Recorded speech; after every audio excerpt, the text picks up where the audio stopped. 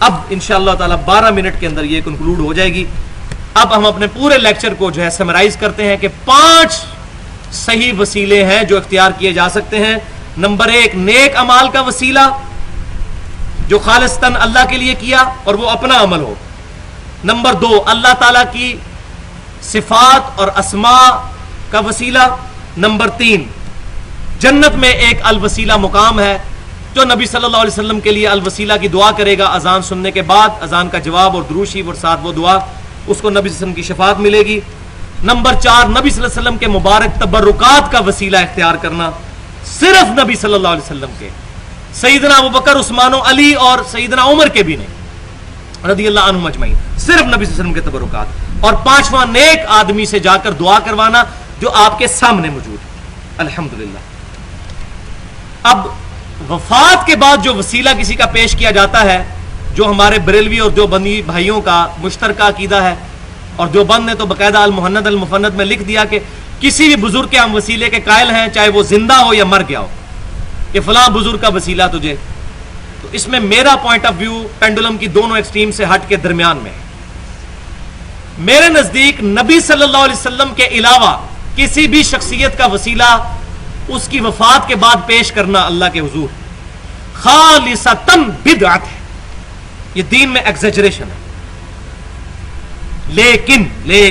لیکن جہاں تک تعلق ہے نبی صلی اللہ علیہ وسلم کے وسیلے کا، اگر کوئی شخص آج کہتا ہے اے اللہ تجھے نبی صلی اللہ علیہ وسلم کا وسیلہ پیش کرتا ہوں، اس پہ ہم بدعت کا لفظ نہیں بولتے، کیونکہ حدیثیں بہت زیادہ ہیں اور بعض اوقات احادیث کی وجہ سے کسی مسلمان بھائی کو دھوکہ لگ جاتا ہے.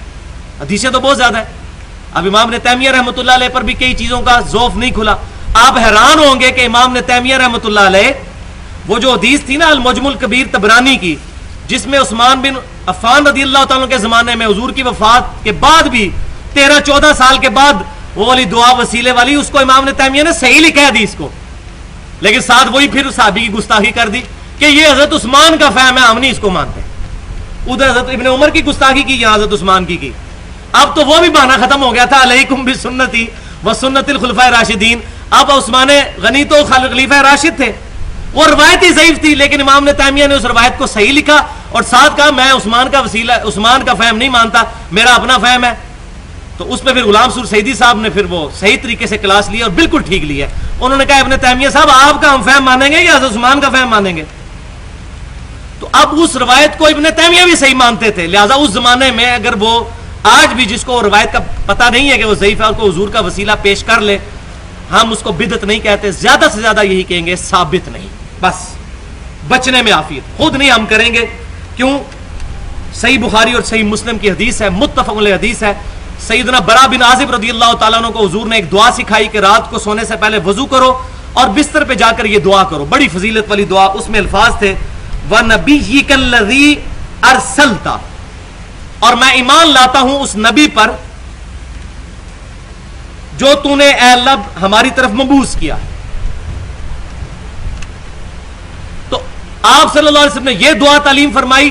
تو برا بن عازب کہتے ہیں میں نے جب یہ دعا پڑھی تو میں نے نبی کا کی بجائے لفظ استعمال کیا وَرَسُولِكَ الَّذِي أَرْسَلْتَ، بڑا پرفیکٹ بٹھایا، رسول اور وہاں بھی ارسلتا.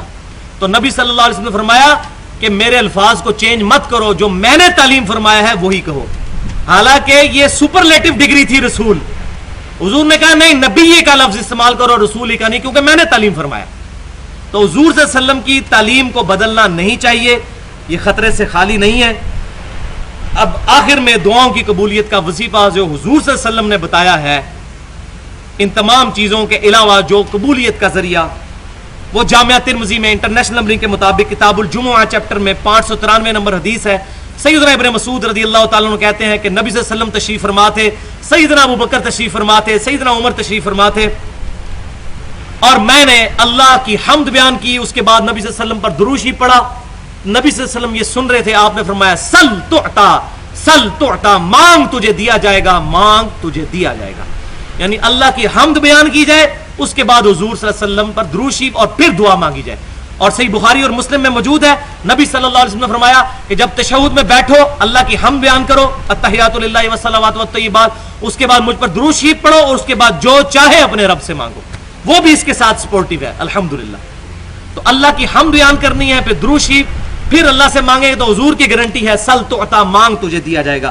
اور دوسری حدیث کتاب الصحف چیپٹر سن نسائی کا انٹرنیشنل نمبر کے مطابق 1292 نمبر حدیث، ماشاءاللہ نمبر بھی بڑا پیارا ہے، 12 بھی اور 92 بھی، 1292 نمبر حدیث۔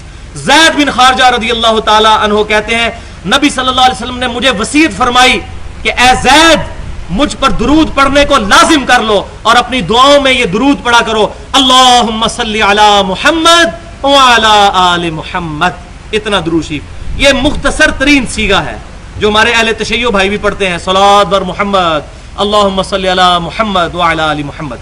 یہ درود ابراہیمی کا جو شروع والا پورشن ہے، اللہم صلی علی محمد وعلی آل محمد، یہ مختصر ترین درود شریف سنن نسائی میں ہے، فرمایا اس کو پڑھو۔ اور یہاں یہ بھی حدیث یاد رکھیں، صحیح بخاری اور مسلم کی متفق علیہ حدیث ہے، جب یہ آیت سورۃ الاحزاب کی آیت نمبر 56 نازل ہوئی، ان اللہ وملائکتہ یصلون علی النبی یا ایھا الذین آمنوا صلوا علیہ وسلموا تسلیما، تو نبی صلی اللہ علیہ وسلم نے درود ابراہیمی تعلیم فرمایا جو ہم نماز میں پڑھتے ہیں، یہی ہم نے جنازے میں پڑھنا ہوتا ہے، اور یہی افضل ترین درود شریف ہے، اللہم صلی علی محمد وعلی آل محمد کما صلیت علی ابراہیم وعلی آل ابراہیم انک حمید مجید، اللہم بارک علی محمد وعلی آل محمد کما بارکت علی ابراہیم وعلی آل ابراہیم انک حمید مجید۔ درود شریف کے فضائل پہ میرا پورا لیکچر 70 منٹ کا اہل سنت پاک.com پر فضائل درود و سلام کے نام سے پڑا ہوا ہے۔ اب ایک ایمان سوز بات میں آخر میں کرنا چاہتا ہوں، اس کے بغیر یہ لیکچر مکمل نہیں ہونا تھا۔ بڑے افسوس کی بات ہے کہ ہمارے بھائی یہ کہتے ہیں دی اللہ تعالیٰ تک پہنچنے کے لیے ایک سیڑھی کی ضرورت ہے۔ دیکھیں ہم کسی صدر کے پاس جانا ہوتا ہے تو اس کے آگے وزیر اعلیٰ ہوتے ہیں اور یہ مشیر ہوتے ہیں، ڈائریکٹ کون صدر تک جا سکتا ہے؟ تو اللہ تعالیٰ تک پہنچنے کے لیے بھی کسی وسیلے کی ضرورت ہے۔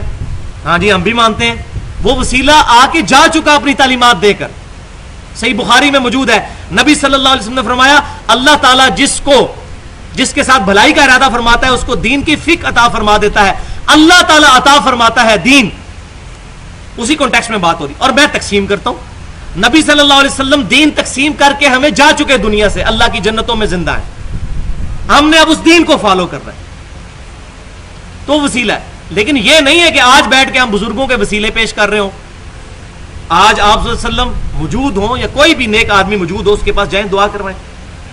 یہ اللہ تعالیٰ کے بارے میں یہ مثال پیش کرنا کہ سیڑھی کی ضرورت ہے، یہ سخت گستاخی ہے، کیونکہ قرآن پاک میں آیا 2 دفعہ، سورۃ المائدہ میں بھی سورۃ النساء میں بھی، یا اہل الکتاب لا تغلوا فی دینکم ولا تقولوا علی اللہ الا الحق، اپنے دین میں ایگزیجریشن غلو مت کرو اور اللہ کے بارے میں حق بات کرو، اپنی طرف سے نہیں، اپنی طرف سے بات ہے نا جی سیڑھی چاہیے ہوتی ہے، اللہ کو بندوں پر قیاس کر رہے ہیں۔ اب میں پھکی دینے لگا ہوں علم الکلام سے، اب جواب دیں اس کا، اگر کسی کو بات ہضم نہ ہو مجھے یہ بتائیے، پوری پاکستانی قوم کسی شخص کے خلاف جھوٹی گواہی دے دے عدالت میں جا کر، کیا چیف جسٹس آف پاکستان اس شخص کے خلاف فیصلہ نہیں کر دے گا؟ کر دے گا۔ اس بیچارے کو کیا پتا کہ جھوٹی گواہی ہے؟ کر دے گا نا۔ اور زمین و آسمان کی مخلوقات مل کر کسی شخص کے خلاف جھوٹی گواہی اللہ کے پاس پیش کر دیں، کیا اللہ بھی فیصلہ کر دے گا؟ کرنا چاہیے نا جی، اللہ کو بھی جج پہ قیاس کریں نا۔ اب یہ وہ علمی جواب ہے، علم الکلام، منطق سے، لاجک سے، فلسفی سے۔ اب بھی کہنا جی سیڑھی چاہیے ہوتی ہے تو دیکھیں جی وہ جج بھی فیصلہ کر دے گا تو اللہ بھی کر دے گا، اس کا مطلب ہے اللہ کو بندوں پر قیاس نہیں کرنا، وَلَا تَقُولُوا عَلَى اللَّهِ إِلَّا الْحَقَّ۔ اب میگنا کارٹا آخر میں یہ آیت ہے، آیت نمبر 14، میگنا کارٹا انسانیت کا، جو 17ویں صدی عیسوی کے اندر انگلینڈ میں یہ رول بنا تھا کہ ہر شخص حاکم وقت سے جا کر مسئلہ اپنا ڈسکس کر سکتا ہے، اس کو میگنا کارٹا کا نام دیا تھا۔ میں نے اس سے یہ لفظ لیا ہے کہ انسانیت کا میگنا کارٹا سورۃ البقرہ کی آیت نمبر 186 ہے، وَإِذَا سَأَلَكَ عِبَادِي عَنِّي فَإِنِّي قَرِيبٌ۔